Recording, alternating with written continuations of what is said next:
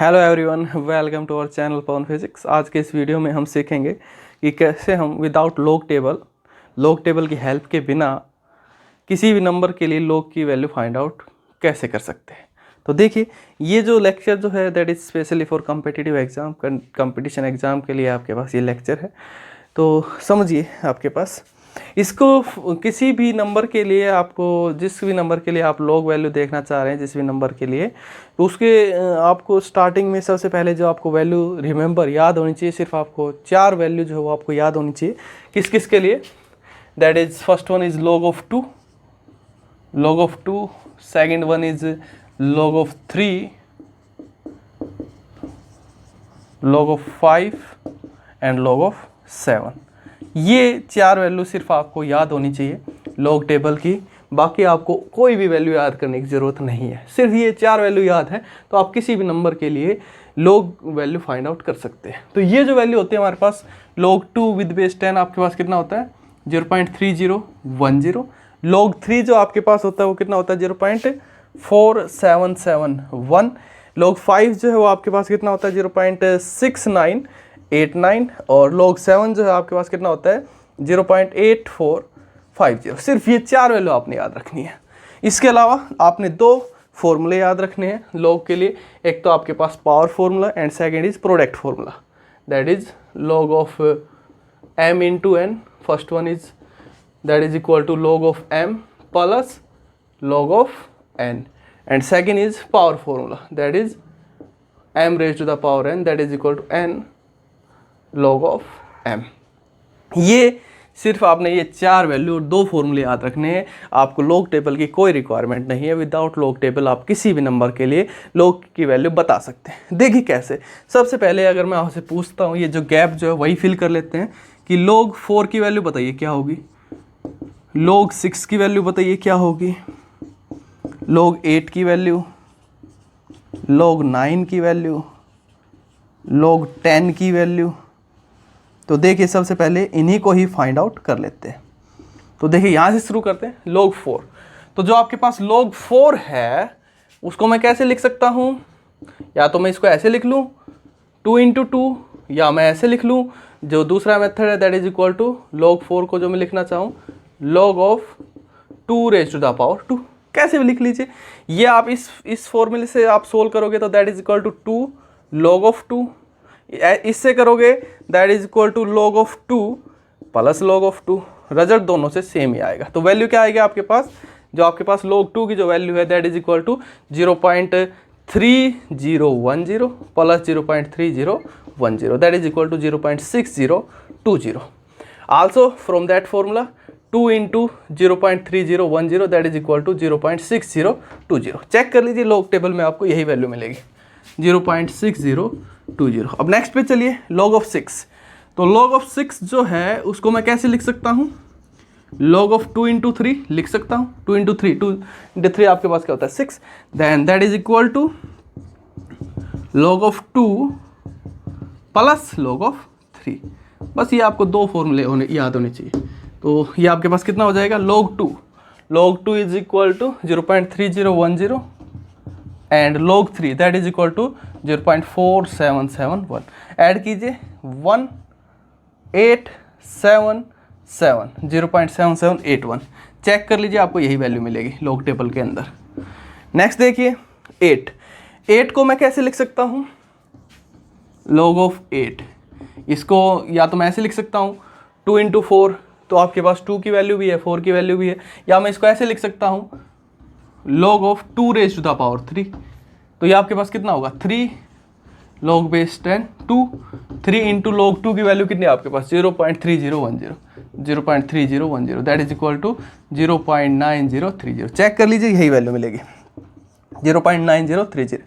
log 9 को कैसे लिख सकता हूँ? log of 9 that is equal to log of 3 raised to the power 2, that is equal to 2 into log of 3, that is equal to 2 into log 3।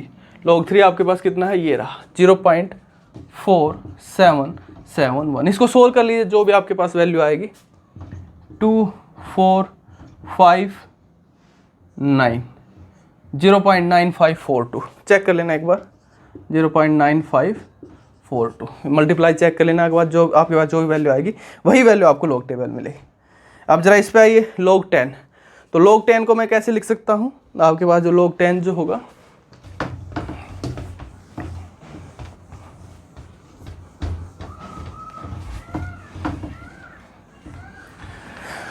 log of 10, तो इसको मैं कैसे लिख सकता हूँ, ऐसे लिख दूँ 2 × 5, तो ये आपके पास कितना हो जाएगा, log of 2 plus log of 5 that is equal to log 2 कितना आपके पास 0.3010 and log 5 that is equal to 0.6989। तो ये आपके पास कितना हो जाएगा, इसमें आप इसको ऐड करोगे तो 99990 नियरली इक्वल टू 1, यही वैल्यू होती है आपके पास 1.000। ओके, तो ये आपके पास आ गई वैल्यू। तो सिर्फ आपको ये 4 वैल्यू याद रखनी है। अब अगर आप कोई दूसरा एग्जांपल लेना चाहें कोई भी, वो और देख लीजिए। जैसे रैंडमली मैंने कोई भी एग्जांपल ले लिया कि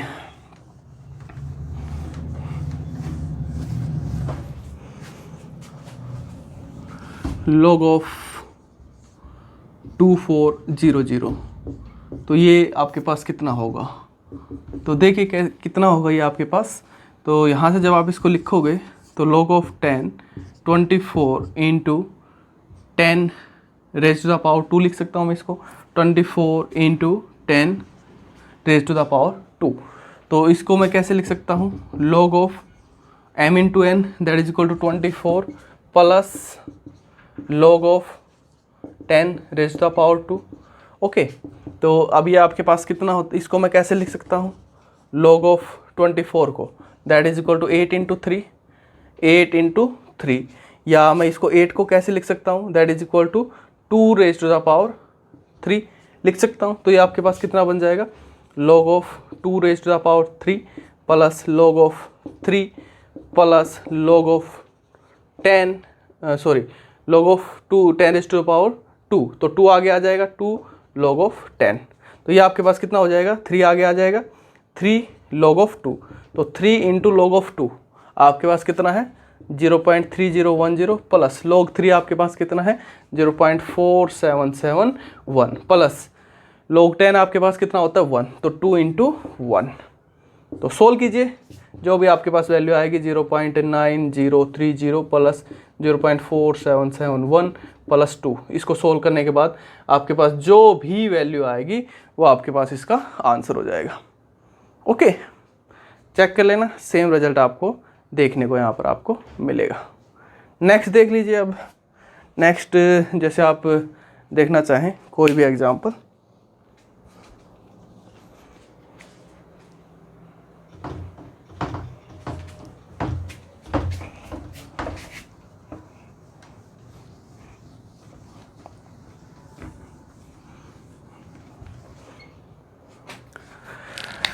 जैसे है आपके पास log ऑफ 0.42। ओके, तो देखिए इसको फाइंड आउट करेंगे, कैसे फाइंड आउट करेंगे, इसको मैं कैसे लिख सकता हूँ 42/100 लिख सकता हूँ। इसको मैं कैसे लिख सकता हूँ, log of 42 minus log of 100 को मैं कैसे लिख सकता हूँ 10⁻²। इसको मैं कैसे लिख सकता हूँ, 2 को आगे लिख लूँ, 2 log 10 विद बेस 10, ये आपके पास कितना होता है 1, ये आपके पास ये होगा। अब मैं इसको कैसे लिख सकता हूँ 42 को मैं कैसे लिख सकता हूँ, log बेस 10 आपके पास ये कितना हो गया 7 × 6 लिख सकता हूँ। तो 7 × 6 को मैं कैसे लिख सकता हूँ, log of 7 plus log of 6 minus 2। 7 log 7 आपके पास वो रहा 0.8450 प्लस log 6 0.7781 माइनस 2। सोल्व करने के बाद जो भी आपके पास वैल्यू आएगी वो आपके पास 0.42 की वैल्यू आ जाएगी। चेक कर लीजिए। तो ऐसे आप with the help of these numbers that one आप 1 2 3 4 इन फोर वैल्यूज़ की हेल्प से आप किसी के लिए भी log जो है, किसी भी नंबर के लिए log वैल्यूज आप फाइंड आउट कर सकते हैं without log table and calculator. Okay, ये कंपटीशन एग्ज़ाम के लिए आपके पास स्पेशली। तो इसमें एक एरर जो आती है वो एरर क्या आती है, जैसे मान लीजिए आपके पास कोई ऐसी वैल्यू है जो कम्प्लीटली आपस में मल्टीप्लाई नहीं हो पाती है। जैसे फॉर एग्जांपल आपके पास कोई वैल्यू होती यहाँ पर 43, तो हम 43 का क्या करें, ये तो परफेक्ट नंबर नहीं बन रहा है आपके पास। इसको अगर आपके पास 42 होता तो हम लिख देते 7 × 6, अगर आपके पास 44 होता तो आप लिख देते, जैसे आपके पास 44 को आप क्या लिख देते 22 × 2, तो इसको आप लिख लेते 11 × 2।